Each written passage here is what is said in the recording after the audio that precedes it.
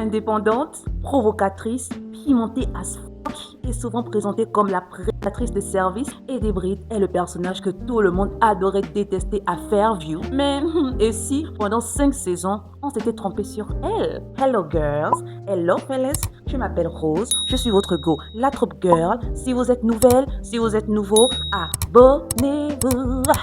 C'est fait? Merci et merci à ceux qui ont déjà déposé leur valise ici. Ça fait chaud au cœur, surtout objectif 1000 abonnés avant 2026. C'est parti. Alors aujourd'hui, on va rendre justice à la seule et l'unique GOAT de Wisteria Lane, Eddie Britt. La première chose qu'on aurait dû savoir sur Eddie Britt au début de la série, c'est qu'elle est agent immobilier, célibataire et fit girl. Mais non, ce qu'on apprend plutôt d'elle dès le premier épisode, c'est que c'est une mangeuse d'hommes. Elle tire sur tout ce qui bouge. On la voit d'oro avec plusieurs hommes. Et boum, on a une image fausse d'elle. Ce n'est pas une femme libérée simplement qui dispose de son corps comme elle le désire. Non, c'est une pute. Alors que Suzanne et elle sont en compétition, une chose que cette série adore faire, c'est de constamment mettre les femmes en compétition les unes contre les autres pour des hommes. Une fois qu'elle a compris que Mike a choisi Suzanne, elle laisse tomber. Mais Suzanne, alors que ça n'a pas marché avec Mike, fait la connaissance d'un mec qui plaisait à Eddie. Eddie dit, Prums, est-ce que ça empêche Suzanne de quand même sortir avec le gars? Of course, no! Je dis que non, Suzanne ne sera jamais montrée comme une pute, elle. Pourquoi? Eh bien, Eddie n'est pas une desperate housewife. Eddie, selon moi, représente le féminisme et à quel point il est mauvais pour les femmes. Vous ne me croyez pas? Eddie est sans enfant, seule, sort tous les soirs, s'assume elle-même et au lieu d'admirer une femme qui a autant de liberté et d'indépendance, que fait-on? On la met de côté parce qu'elle n'est pas mariée. Chez les anti-féministes qui sont derrière cette série, oui, qui sont derrière cette série, il y a constamment cette pensée qu'une femme peut être aussi belle qu'Eddie, indépendante financièrement comme Eddie, child-free comme Eddie, elle ne sera jamais autant heureuse qu'une Lynette avec des enfants horribles, qu'une Suzanne qui vient de divorcer d'une merde, d'une Brie qui est détestée par toute sa famille, ou Gabi qui a échappé à la vie d'Eddie en abandonnant sa carrière et en se mariant. Aujourd'hui, je ne vais pas dire la date car cette vidéo doit être pertinente même dans 10 ans. C'est ma legacy.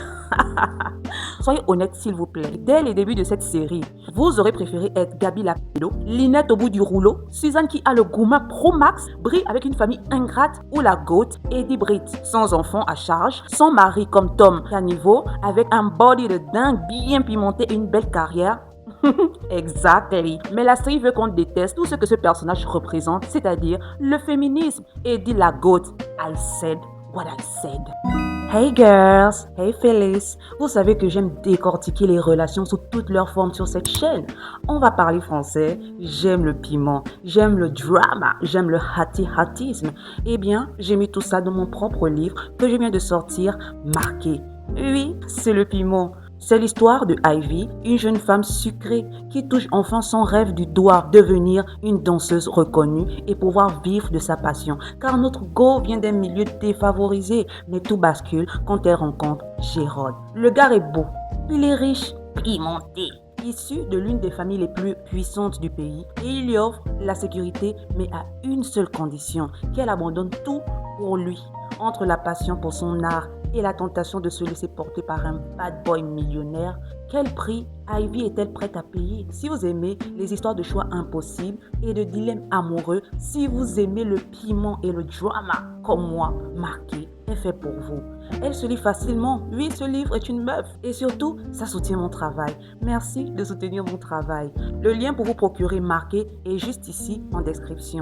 Foncez et venez me dire ce que vous en avez pensé et surtout ce que vous aurez choisi à la place de notre go Ivy. Merci girls, merci fellas, and back to the video.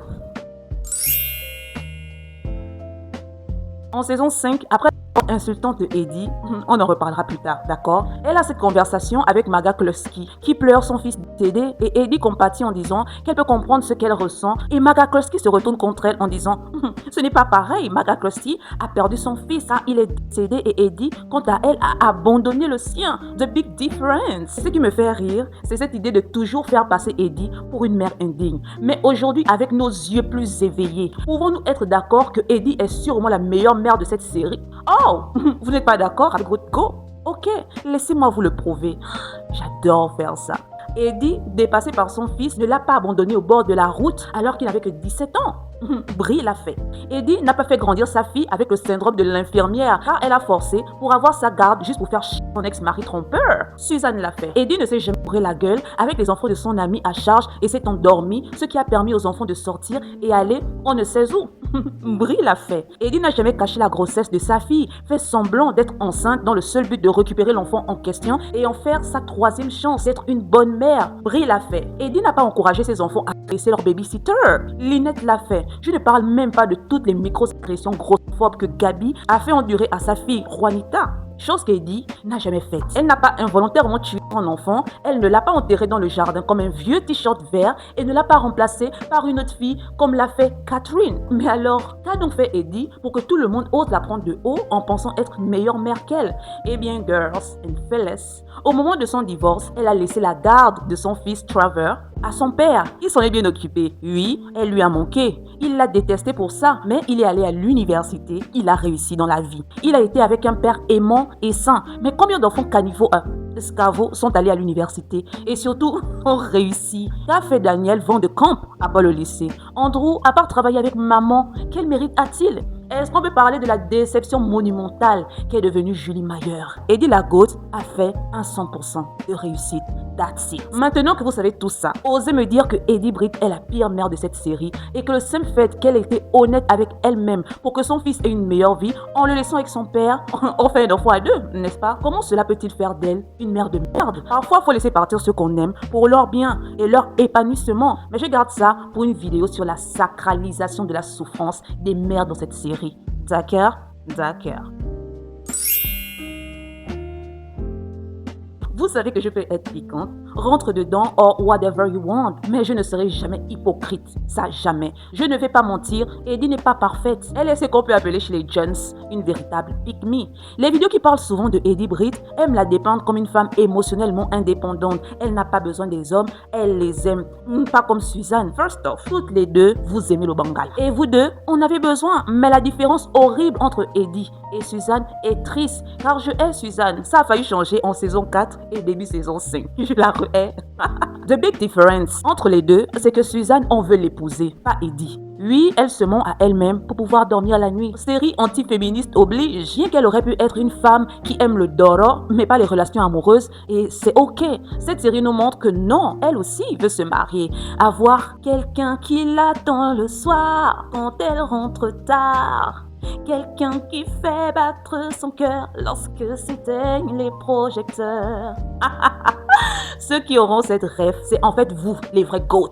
Donc laissez-moi vous parler des relations de Eddie Britt et vous montrer à quel point elle est une pick-me. Ok, let's go. Alors qu'elle sait tout le mal que Karl Mayer a fait à Suzanne durant 15 ans de mariage, il suffit d'un clin d'œil de sa part pour que Eddie écarte les jambes. Il emménage chez elle et elle veut se marier car oui, c'est le genre de série où on ne peut pas juste être heureux ensemble sans être marié puisqu'elle n'est pas la chatte précieuse qu'elle pense être. Il la trompe avec Suzanne et c'est lui, oui, c'est lui qui la quitte. Elle découvre qu'il a trompé avec Suzanne. Que fait notre independent woman déjà? Ah oui, elle va brûler la maison de Suzanne, qui en soi ne lui doit rien. Elle commence une relation avec Carlos alors qu'il vient de se séparer de Gabi et qu'on sait tous qu'ils finiront par se remettre ensemble. Elle voit que Carlos aime bien le petit Travers, son fils. Elle essaie de le récupérer en revoyant les termes de la garde partagée. Comme elle n'est pas Suzanne, elle laisse son fils partir avec son père. Mais elle dit à Carlos qu'elle peut lui offrir ce qu'il veut le plus à ce moment-là, c'est-à-dire un enfant. Tout ça pour le garder. Of course, elle déteste les enfants. Qui peut lui en vouloir, surtout dans cette série? Elle fait semblant d'arrêter la pilule. Il la demande en mariage. Oui, quand on est en couple, on doit forcément se marier, n'est-ce pas? Il découvre qu'elle a menti sur cette histoire d'enfant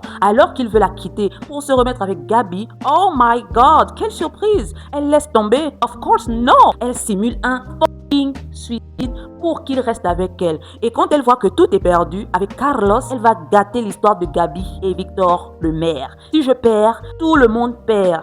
À la fin de la saison 3, Mike se fait renverser par une voiture, il tombe dans le coma. Suzanne se met en couple avec son match presque parfait, Ian, parce que Suzanne ne peut pas rester seule. Voilà pourquoi je l'aime bien en saison 5. Elle est seule, enfin, presque. Eddie, qui n'est pas avec les hommes parce qu'elle a besoin d'eux, mais parce qu'elle les aime, utilise le fait que Mike a perdu la mémoire pour commencer à dormir avec lui à l'hôpital et l'abandonne une fois qu'il est accusé à tort de une femme nommée Monique. Bah tiens, Mike accusé à tort, comme c'est nouveau, du jamais vu. Bref, il est au présent et elle l'abandonne. Bon, ok, là je peux dire qu'elle ne l'aimait pas vraiment. En vrai, Mike, c'est tellement pas un personnage, c'est plus une fonction, que ça ne m'étonne même pas. En saison 5, après avoir quitté la ville dans la honte, selon cette série, elle revient avec un nouveau sac, un nouveau mari et l'exhibe comme un animal de compagnie. Oui, c'est exactement ça, comme un sac de luxe. Et quand elle veut répondre aux insultes et aux moqueries des housewives, il la fait redescendre. Mamé. Eddie est maintenant une femme soumise, mon frère. Ok.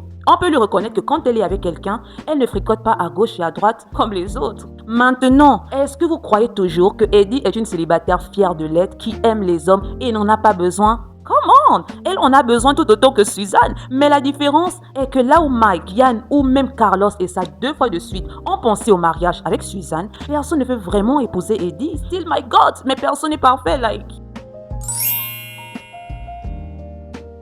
Ici, il faut comprendre que le personnage d'Eddie a toujours été mis à l'écart des autres, car elle a connu les choses de la vie bien trop tôt. Du coup, elle représente 2 formes de menaces que je trouve stupides. Premièrement, les femmes ont peur qu'elles dorment avec leur mari.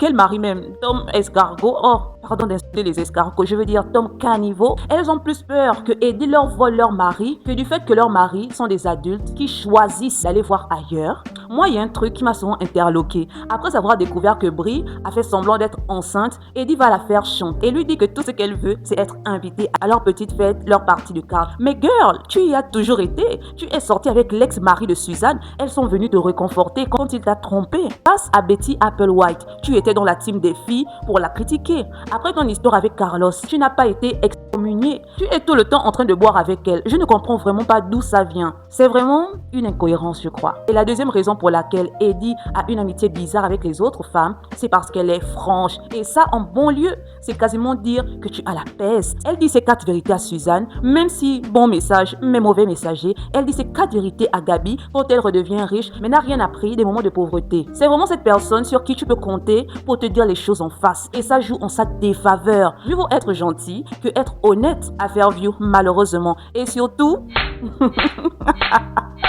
Merci ma goat. Rien que pour ça, tu es ma goat. Maintenant, girls and fellas, il est temps qu'on parle du plus gros doigt d'honneur que cette série a fait à Eddie the Goat. Parlons de sa mort. Eddie revient en saison 5 avec un nouveau Birkin. Mais rappelez-vous, aucun homme n'épouse cette femme par amour. Ça va pas ou quoi? Elle apprend qu'en fait, il s'est marié avec elle pour se rapprocher de Mike. Il croit que Mike a tué sa femme et sa fille dans un accident de voiture et s'en est sorti d'un point de vue pénal. Et comme je l'ai dit plus haut, la particularité de Mike est d'être constamment accusé de crimes qu'il n'a pas commis. Eddie le découvre et veut aller le dire à Mike. Rentre dans un poteau et meurt. Cette femme a donné sa vie pour un personnage qui la méprisait profondément. Mais hey! Ce n'est pas The Goat pour rien. Avant de continuer, je dois vous parler de l'épisode 13 de la saison 5. Un homme à tout faire nommé Ellis Scruggs, qu'on n'a jamais vu ni aperçu, car dans cette série, la classe ouvrière sans visage est souvent campée par des minorités, mais quand il faut leur donner une voix, une histoire, un épisode tout entier, ils deviennent blancs, comme Mike, Jonathan et donc Ellis Scruggs. Il meurt et il a un bel épisode qui lui est dédié. Dans des flashbacks avec des housewives, on voit comment il a aidé Lynette à lâcher son travail pour devenir femme au foyer, comment il a aidé Brie à prendre son livre de cuisine au sérieux après la mort de Rex. Bref, des trucs comme ça jusqu'à être là quelques minutes avant le suicide de Marie-Alice. C'est l'un des meilleurs épisodes de la série. Alors dites-moi pourquoi. Quand c'est au tour de Eddie Britt, qui est là depuis 5 saisons, à nous faire rire, à nous énerver, elle ne reçoit pas le même traitement. Mais enfin, un personnage iconique de ta série meurt et on dirait un rituel d'humiliation. Les flashbacks, à l'exception de celui avec Maga Kolsky, sont juste des manières détournées de l'insulte et lui manquer de respect. Dans le flashback de Suzanne, on apprend que c'est une femme qui sort avec des hommes mariés. Dans celui de Brie, on apprend qu'elle allait voir Orson qui la tuera, plus tard en prison, car c'est le genre d'endroit qu'elle fréquente naturellement. Dans celui de Gabi, on apprend que Gabi a plus de succès avec les hommes qu'elle. Dans celui de Lynette, j'ai failli frapper tout le monde, alors qu'à ce moment-là, la pauvre Lynette a une tumeur. Son mari lui met la pression pour le sexe. La vidéo sur l'escabeau va être violente, je vous le dis. Ses enfants la culpabilisent d'être malade et lui interdisent même de dire le mot cancer. Eddie, on a marre de voir Lynette se lamenter. L'emmène dans un bar de biker. Oui, c'est le genre d'endroit que Eddie fréquente, of course. Elle fait boire Lynette. En fait, je ne regarde jamais ce qui se passe en dehors des films et des séries que j'analyse d'habitude. Je préfère prendre tout ça tel que ça nous est présenté. Mais cette fois, j'ai voulu comprendre pourquoi autant piller sur les centres de cette femme. En fait, il s'est passé un truc grave en coulisses entre Nicolette Sheridan, qui joue Eddie Britt, et Mark Sherry, le showrunner de la série, mais avant le mouvement MeToo. Aujourd'hui, ça ne passerait plus. En fait, le mec a giflé Colette, elle a osé se plaindre et s'est fait virer. Elle a porté plainte et devinez quoi? Elle a perdu. J'ai donc compris que c'était vraiment un plan de revanche, un règlement de compte. Cracher sur Eddie Britt jusqu'au bout. Pourquoi? Parce qu'elle s'est plainte après que tu l'aies giflée. La dernière scène de cet épisode est horrible pour Eddie, mais émouvante pour celles qui sont restées dans le rang.